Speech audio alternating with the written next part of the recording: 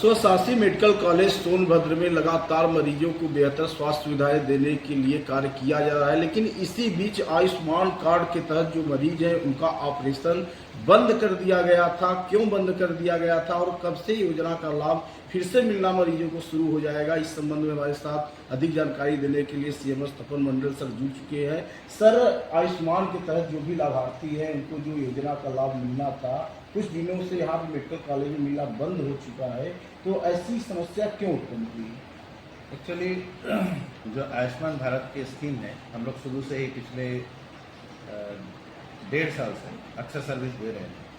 लेकिन बीच में क्या हुआ कि कुछ फंड आने में थोड़ा सा लेट हुआ, तो इसके चलते जो इम्प्लांट वाले होते हैं या फिर सर्जिकल इक्विपमेंट जो खरीदना होता है उसमें थोड़ा सा पेमेंट में डिले हुआ था। लेकिन अभी पिछले हफ्ते ही इसको क्लियर कर दिया गया है और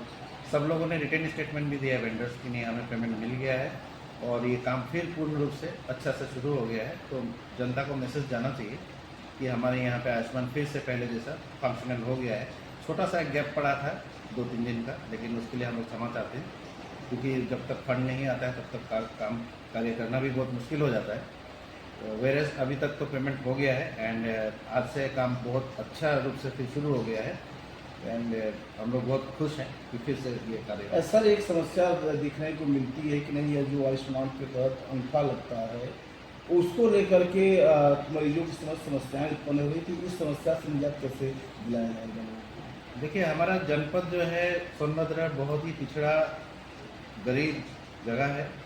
और यहाँ पे जो जनता है वो लोग ज़्यादातर कल्टीवेशन या फिर एग्रीकल्चर बेस्ड हैं या फिर लेबरिंग करते हैं। बहुत सारे मेजोरिटी लोग बहुत गरीब हैं,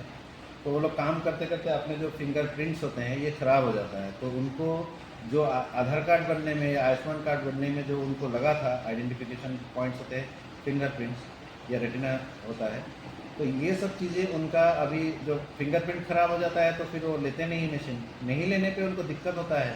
फिर हम लोगों का ऑल्टरनेट सिस्टम हम लोग बना के रखे हैं कि मेडिकल सुपरिटेंडेंट या सीएमएस या प्रिंसिपल कोई अप्रूव कर दे। वो भी हो गया है बीच में ये, क्योंकि आयुष्मान